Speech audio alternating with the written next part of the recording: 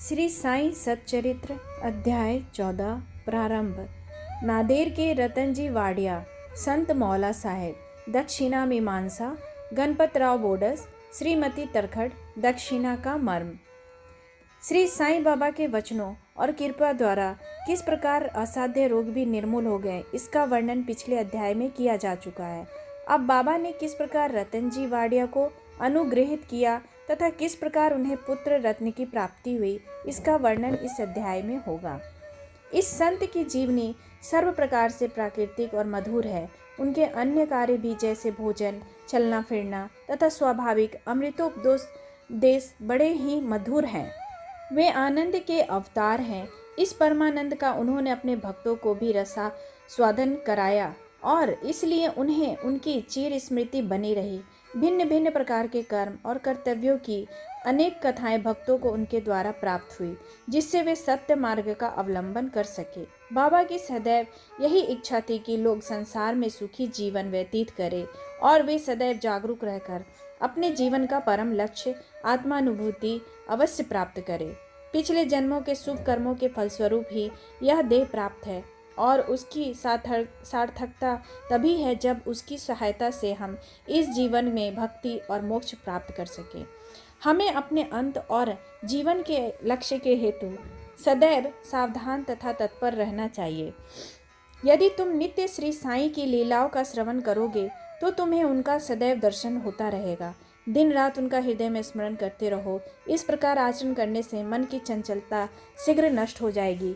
यदि इसका निरंतर अभ्यास किया गया तो तुम्हें चैतन्य घन से अभिन्नता प्राप्त हो जाएगी। नादेर के रतन जी। अब हम इस अध्याय की मूल कथा का वर्णन करते हैं। नादेर में रतन जी सापुर जी वाडिया नाम एक प्रसिद्ध व्यापारी रहते थे। उन्होंने व्यापार में यथेष्ट धनराशि संग्रह कर ली थी। उनके पास अतुलनीय संपत्ति, खेत और चरोहर तथा कई प्रकार के पशु, घोड़े, गधे, खच्चर आदि और गाड़ियां भी थीं। वे अत्यंत भाग्यशाली थे। यद्यपि बाह्य दृष्टि से वे अधिक सुखी और संतुष्ट प्रतीत होते थे, परंतु यथार्थ में वे वैसे न थे। विधाता की रचना कुछ ऐसी विचित्र है कि इस संसार में पूर्ण सुखी कोई नहीं और धनाढ्य रतन जी भी इसके अपवाद न थे। वे परोपकारी तथा दानशील थे। वे दीनों को भोजन और वस्त्र वितरण करते तथा सभी लोगों की अनेक प्रकार से सहायता किया करते थे। उन्हें लोग अत्यंत सुखी समझते थे, किंतु दीर्घ काल तक संतान न होने के कारण उनके हृदय में दुख अधिक था। जिस प्रकार प्रेम तथा भक्ति रहित कीर्तन, वाद्य रहित संगीत, यज्ञोपवीत रहित ब्राह्मण, व्यवहारिक ज्ञान रहित कलाकार, पश्चाताप रहित तीर्थ यात्रा और कंठमाला रहित अलंकार उत्तम प्रतीत नहीं होते, उसी प्रकार संतान रहित गृहस्थ का भी घर भी सूना ही रहता है। रतन जी सदैव इसी चिंता में निमग्न रहते और वे मन ही मन कहते, क्या ईश्वर की मुझ पर कभी दया न होगी? क्या मुझे कभी पुत्र की प्राप्ति नहीं होगी? इसके लिए वे सदैव उदास रहते थे। उन्हें भोजन से भी अरुचि हो गई थी। पुत्र की प्राप्ति कब होगी, यही चिंता उन्हें सदैव घेरे रहती थी। उनकी दासगनु महाराज पर दृढ़ निष्ठा थी। उन्होंने अपना हृदय उनके सम्मुख खोल दिया। तब उन्होंने श्री साईं समर्थ की शरण जाने और उनसे संतान प्राप्ति के लिए प्रार्थना करने का परामर्श दिया। रतन जी को भी यह विचार रुचिकर प्रतीत हुआ और उन्होंने शिरडी जाने का निश्चय किया। कुछ दिनों उपरांत वे शिरडी आए और बाबा के दर्शन कर उनके चरणों पर गिरे। उन्होंने एक सुंदर हार बाबा को पहनाकर बहुत से फल फूल भेंट किए। तत्पश्चात आदर सहित बाबा के पास बैठकर इस प्रकार प्रार्थना करने लगे, अनेक आपत्तिग्रस्त लोग आपके पास आते हैं और आप उनके कष्ट तुरंत दूर कर देते हैं। यही कीर्ति सुनकर मैं भी बड़ी आशा से आपके श्री चरणों में आया हूँ। मुझे बड़ा भरोसा हो गया है, कृपया मुझे निराश न कीजिए। श्री साईं बाबा ने उनसे 5 रुपये दक्षिणा मांगी, जो वे देना ही चाहते थे, परंतु बाबा ने पुनः कहा, मुझे तुमसे 3 रुपये 14 आने पहले ही प्राप्त हो चुके हैं, इसलिए केवल शेष रुपये ही दे दो। यह सुनकर रतन जी असमंजस में पड़ गए। बाबा के कथन का अभिप्राय उनकी समझ में न आया। वे सोचने लगे कि यह शिरडी आने का मेरा प्रथम ही अवसर है और यह बड़े आश्चर्य की बात है कि इन्हें 3 रुपये 14 आने पहले प्राप्त हो चुके हैं। वे यह पहेली हल न कर सके। वे बाबा के चरणों के पास ही बैठे रहे तथा उन्हें दक्षिणा अर्पित कर दी। उन्होंने अपने आगमन का हेतु बतलाया और पुत्र प्राप्ति की प्रार्थना की। बाबा को दया आ गई। वे बोले, चिंता त्याग दो, अब तुम्हारे दुर्दिन समाप्त हो गए हैं। इसके बाद बाबा ने उदी देकर अपना वरद हस्त उनके मस्तक पर रखकर कहा, अल्लाह तुम्हारी इच्छा पूरी करेगा। बाबा की अनुमति प्राप्त कर रतन जी नादेर लौट आए और शिरडी में जो कुछ हुआ उसे दास गनु को सुनाया। रतन जी ने कहा, सब कार्य ठीक ही रहा। बाबा के शुभ दर्शन हुए, उनका आशीर्वाद और प्रसाद भी प्राप्त हुआ, परंतु वहाँ की एक बात समझ में नहीं आई।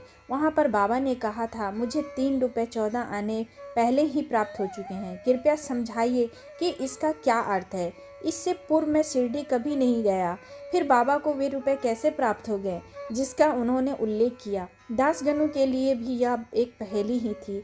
बहुत दिनों तक वे इस पर विचार करते रहे। कई दिनों के पश्चात उन्हें स्मरण हुआ कि कुछ दिन पहले रतन जी ने एक यवन संत मौली साहेब को अपने घर आतिथ्य के लिए निमंत्रण किया था तथा इसके निमित्त उन्होंने कुछ धन व्यय किया था।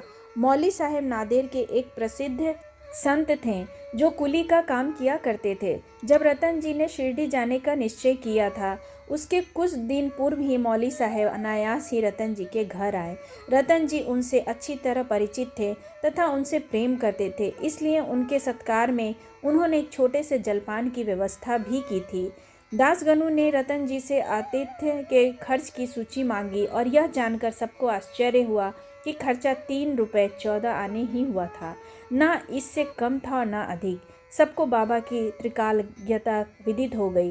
यद्यपि वे शिरडी में विराजमान थे, परंतु शिरडी के बाहर क्या हो रहा है इसका उन्हें पूरा ज्ञान था। यथार्थ में बाबा भूत, भविष्य और वर्तमान के पूर्ण ज्ञाता और प्रत्येक आत्मा तथा हृदय के साथ संबद्ध थे।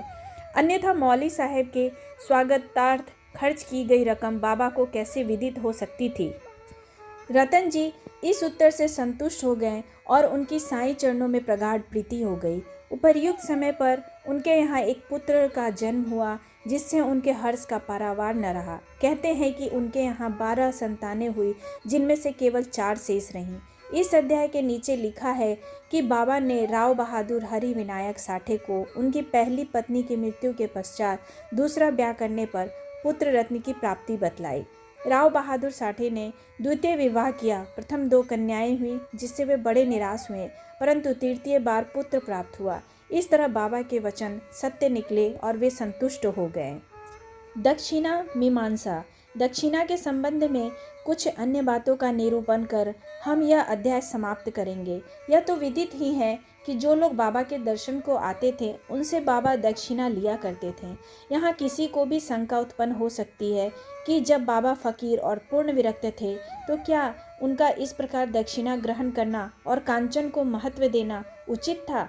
अब इस प्रश्न पर हम विस्तृत रूप से विचार करेंगे। बहुत काल तक बाबा भक्तों से कुछ भी स्वीकार नहीं करते थे। वे जली हुई दिया सलाइयाँ एकत्रित कर अपनी जेब में भर लेते थे। चाहे भक्त हो या और कोई, वे कभी किसी से कुछ भी नहीं मांगते थे।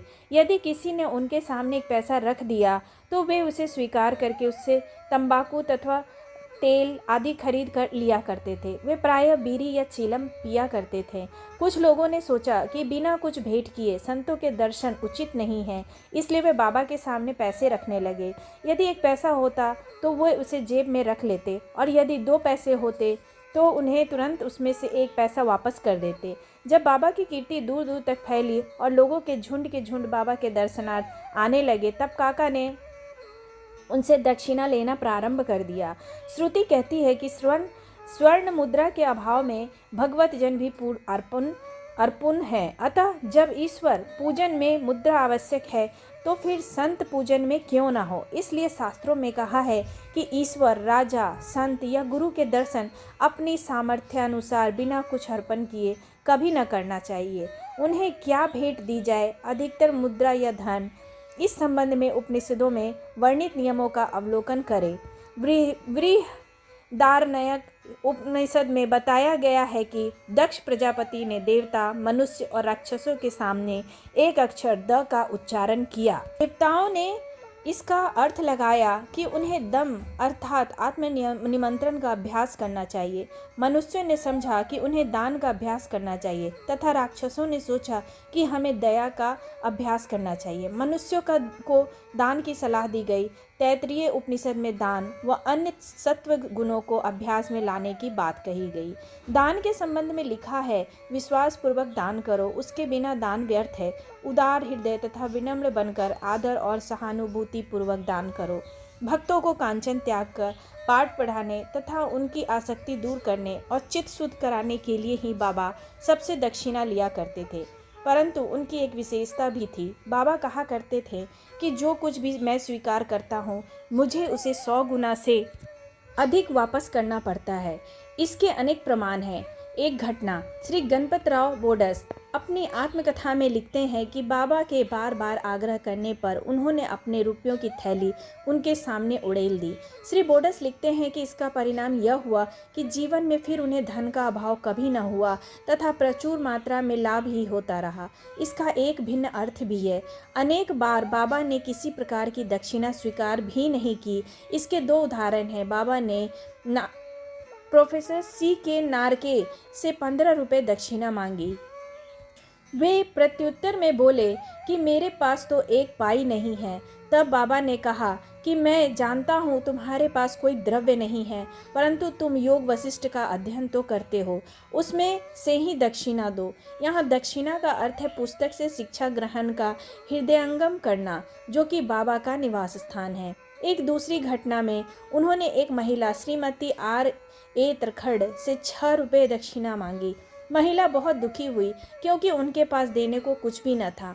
उनके पति ने उन्हें समझाया कि बाबा का अर्थ तो रिपुओं से है, जिन्हें बाबा को समर्पित कर देना चाहिए। बाबा इस अर्थ से सहमत हो गए। यह ध्यान देने योग्य है कि बाबा के पास दक्षिणा के रूप में बहुत सा द्रव्य एकत्रित हो जाता था। सब द्रव्य से वे उसी दिन व्यय कर देते और दूसरे दिन फिर सदैव की भांति निर्धन बन जाते थे। जब उन्होंने महासमाधि ली तो 10 वर्ष तक हजारों रुपया दक्षिणा मिलने पर भी उनके पास स्वल्प राशि ही शेष थी। संक्षेप में दक्षिणा लेने का मुख्य ध्येय तो भक्तों को केवल शुद्धिकरण का पाठ ही सिखाना था। दक्षिणा का मर्म। थाने के श्री B. वही देव, सेवानिवृत्त प्रांत मामलदार, जो बाब के परम भक्त थे, ने इस विषय पर लेख अन्य विषयों सहित प्रकाशित किया है, जो निम्न प्रकार है। बाबा प्रत्येक से दक्षिणा नहीं लेते थे। यदि बाबा के बिना मांगे किसी ने दक्षिणा भेंट की तो वे कभी तो स्वीकार कर लेते और कभी अस्वीकार भी कर देते थे। वे केवल भक्तों से ही कुछ मांग करते थे। उन्होंने उन लोगों से भी कभी कुछ न मांगा जो सोचते थे कि बाबा के मांगने पर ही दक्षिणा देंगे। यदि किसी ने उन्हें उनकी इच्छा के विरुद्ध दक्षिणा दे दी तो वे वहां से उसे उठने को कह देते थे। स्त्री और बालकों से भी वे दक्षिणा ले लेते थे। उन्होंने सभी धनाढ्यों या निर्धनों से कभी दक्षिणा नहीं मांगी। बाबा के मांगने पर भी जिन्होंने दक्षिणा न दी उनसे वे कभी क्रोधित नहीं हुए। यदि किसी मित्र द्वारा उन्हें दक्षिणा भिजवाई गई होती और उसका उसे स्मरण न रहता तो बाबा किसी न किसी प्रकार उसे स्मरण कराकर वह दक्षिणा ले लेते थे। कुछ अवसरों पर वे दक्षिणा की राशि में से कुछ अंश लौटा भी देते और देने वाले को संभाल कर रखने या पूजन में रखने के लिए कह देते थे। इससे दाता या भक्त को बहुत लाभ पहुंचता था। यदि किसी ने अपनी इच्छित राशि से अधिक भेंट की तो वह अधिक राशि लौटा देते थे। किसी से तो वे उसकी इच्छित राशि से भी अधिक मांग कर बैठते थे और यदि उसके पास नहीं होती तो दूसरे से उधार लेने या दूसरे से मांगने को भी कहते थे। किसी से तो दिन में 3 बार दक्षिणा मांगा करते थे। दक्षिणा में एकत्रित राशि में से बाबा अपने लिए बहुत थोड़ा खर्च किया करते थे, जैसे चीलम पीने की तंबाकू और धुनी के लिए लकड़ियां मोल लेने के लिए आदि। शेष अन्य व्यक्तियों को विभिन्न राशियों में भिक्षा स्वरूप दे देते थे। शिरडी संस्थान की समस्त सामग्री राधा कृष्ण माई की प्रेरणा से धनी व्यक्ति ने एकत्र की थी। अधिक मूल्य वाले पदार्थ लाने वालों से बाबा अति क्रोधित हो जाते और अपशब्द कहने लगते थे। उन्होंने श्री नाना साहेब चांदोरकर से कहा कि मेरी संपत्ति केवल एक कोपिन और टमड़ेल है। लोग बिना कारण ही मूल्यवान पदार्थ लाकर मुझे दुखी करते हैं। कामिनी और कांचन मार्ग में 2 मुख्य बाधाएं हैं और बाबा ने इसके लिए 2 पाठशालाएं खोली थी, यथा दक्षिणा ग्रहण करना और राधा कृष्ण माई के यहाँ भेजना। इस बात की परीक्षा करने के लिए कि क्या उनके भक्तों ने इस आसक्तियाँ से छुटकारा पा लिया है या नहीं। इसलिए जब कोई आता तो वे उनसे दक्षिणा मांगते और उनसे शाला में जाने को कहते। यदि वे इन परीक्षाओं में उत्तीर्ण हो गए, अर्थात यह सिद्ध हुआ कि वे कामनी और कांचन की आसक्ति से विरक्त हैं, तो बाबा की कृपा और आशीर्वाद से उनकी आध्यात्मिक उन्नति निश्चय ही हो जाती थी। श्री देव ने गीता और उपनिषद से घटनाएं उद्धृत की है कि किसी तीर्थ स्थान में किसी पूजन संत को दिया हुआ दान दाता को बहुत कल्याणकारी होता है। बाबा के भक्तों को शिरडी और शिरडी के प्रमुख देवता साईं बाबा से पवित्र और है ही क्या। श्री सद्गुरु साईं नाथार्पण मस्तु। शुभम भवतु। अध्याय 14 समाप्त।